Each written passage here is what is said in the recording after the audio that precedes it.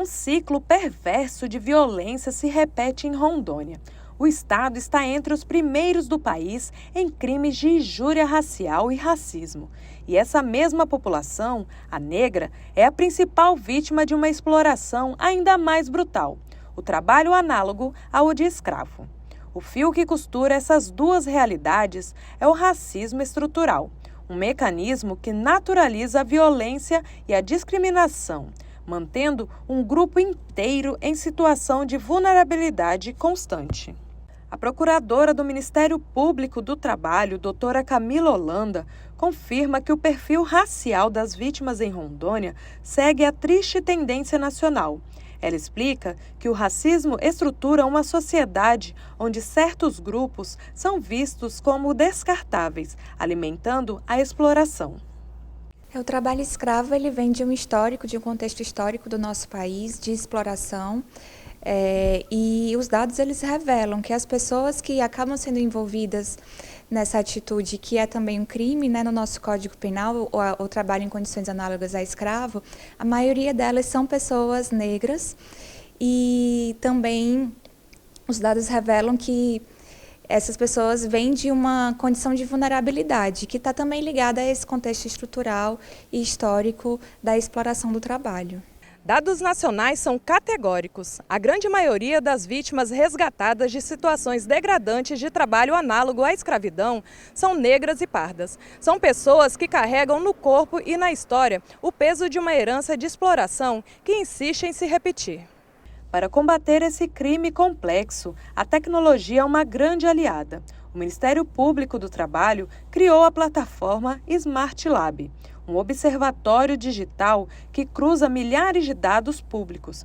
A ferramenta mapeia regiões de riscos, setores problemáticos e o perfil das vítimas, gerando informações essenciais para ações direcionadas e preventivas do poder público. Desde que os dados começaram a ser coletados no Brasil, aqui em Rondônia já foram 977 trabalhadores resgatados. O painel Smart Lab, ele traz justamente os recortes que vêm a partir dos dados, e nós visualizamos que aqui no estado de Rondônia já houve resgate relacionado à produção, à atividade produtiva da soja, da madeira e até mesmo na construção civil, né? Muitas vezes a gente imagina que o trabalho escravo ele se encontra ali distante, numa atividade florestal ou no campo, mas ele também está na cidade. E a gente relembra também a possibilidade do trabalho escravo doméstico, que acontece inclusive no âmbito das residências. Então, os dados mostram que o trabalho escravo está em todos os lugares e que é preciso uma vigilância e uma atuação constante de todos os segmentos, de toda a sociedade para evitá-lo. Aqui no estado, setores como o madeireiro, o agropecuário e o de carvoarias aparecem frequentemente na chamada lista suja do trabalho escravo. Cadastro que reúne os nomes de empregadores flagrados explorando seres humanos. Sobre a lista suja, a procuradora detalha que a ferramenta vai além da punição moral. Ela é um instrumento econômico crucial no combate ao crime. A lista suja, ela é uma ferramenta de transparência à sociedade. Como o trabalho escravo é algo que o Estado brasileiro se comprometeu a erradicar, é preciso também que se dê transparência à sociedade.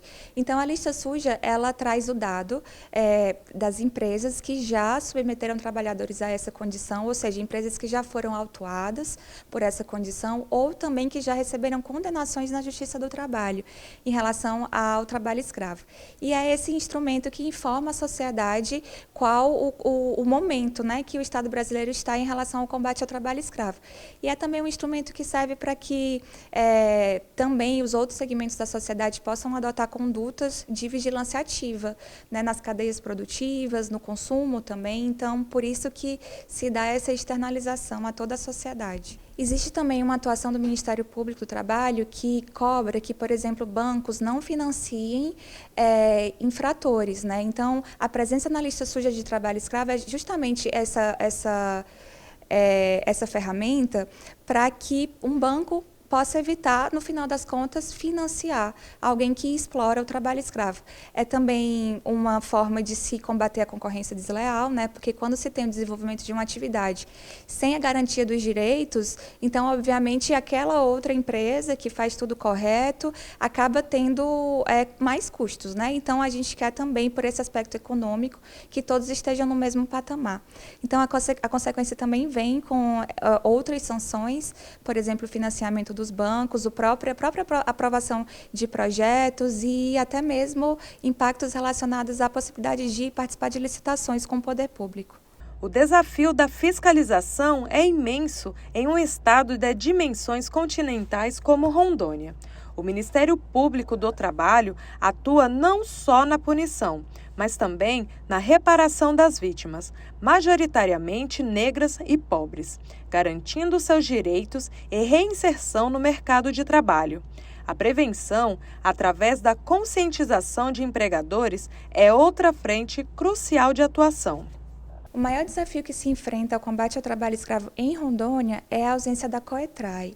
A COETRAI ela é uma comissão que vem do Pacto Federativo, que foi firmado pelo Estado de Rondônia, em se comprometer ao combate ao trabalho escravo por meio da existência dessa comissão, que é um lugar para reunir todos os órgãos públicos e também segmentos da sociedade civil, secretarias ali que tenham alguma atuação naquela temática, para que juntos, em uma atuação em rede, se possa fazer esse combate. Atualmente não existe essa comissão em Rondônia, isso é um pleito do Ministério Público do Trabalho, para que assim em outros estados que são também bastante atuantes e combativos, se desenvolva um diagnóstico e um planejamento especificamente para o combate ao trabalho escravo.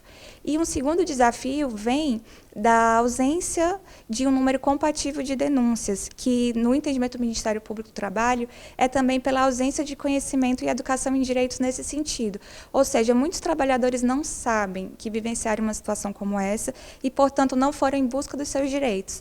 É por isso também que se promove bastante na atuação do Ministério Público do Trabalho a promoção da educação, a conscientização, então cursos que tragam exatamente quais são os conceitos, o que é trabalho escravo, o que não é, mas também nos casos em que não é, quais são as irregularidades trabalhistas, né? Muitas vezes não é o caso de um trabalho escravo, que é uma situação que é um somatório de condições para se chegar a esse conceito, mas existem outras irregularidades trabalhistas graves. Então, um dos maiores desafios é a falta de conscientização acerca dos direitos dos trabalhadores e das trabalhadoras. Mas o racismo não se manifesta apenas na exploração econômica. Ele é uma violência diária, que fere a alma, a dignidade e a saúde mental. E os números do Estado comprovam. Rondônia é um dos líderes nacionais em registros de injúria racial e racismo. São agressões verbais, discriminações e humilhações que deixam marcas profundas. Um crime que não pode ser naturalizado. Houve aqui em Rondônia um aumento de quase 50% dos casos de denúncia de injúria e de mais de 25% dos casos de crime de racismo. Para prevenir e combater esses crimes, são necessárias algumas atividades e ações interinstitucionais, ou seja, de vários órgãos, de vários poderes, todos unidos, para diminuir esse dado tão alarmante. O racismo mata, o racismo gera depressão, o racismo gera ansiedade nas vítimas. E esse resultado danoso, ele, pela legislação brasileira, pode sim ser quantificado em uma indenização por danos morais, cobrando ao agressor as consequências dos atos. O defensor público, Dr. Fábio Roberto, reforça a importância da denúncia, não apenas para o trabalho escravo, mas para todos os crimes de ódio racial. Ele explica que o combate ao racismo é uma ferramenta fundamental para quebrar o ciclo de exploração. Nós, cidadãos, que presenciamos um crime de racismo com segurança, claro, participe do processo de investigação, se colocando à disposição para ser testemunha. Ou até mesmo, todo mundo hoje tem um celular, verificando e vendo um crime desse, filme e coloque à disposição das autoridades policiais. Essa participação é fundamental para nós começarmos também a combater a impunidade dos agressores. Essas medidas também exigem uma atuação na área da educação, com um planejamento pedagógico voltado para atividades antirracistas e de promoção de uma educação afrocentrada, buscando a igualdade racial e buscando justamente combater, junto à criançada e os adolescentes, e até mesmo o corpo docente, os professores, combater o racismo na origem, na formação da cidadania que é a escola. Especialistas são unânimes em apontar que apenas o diálogo constante entre justiça, poder público e sociedade civil pode reverter os números alarmantes de violações raciais e trabalhistas. Duas faces de uma mesma moeda. A herança escravocrata que o país ainda não superou. Denunciar é um dever de todos. E assim encerramos a série Racismo, Herança e Luta.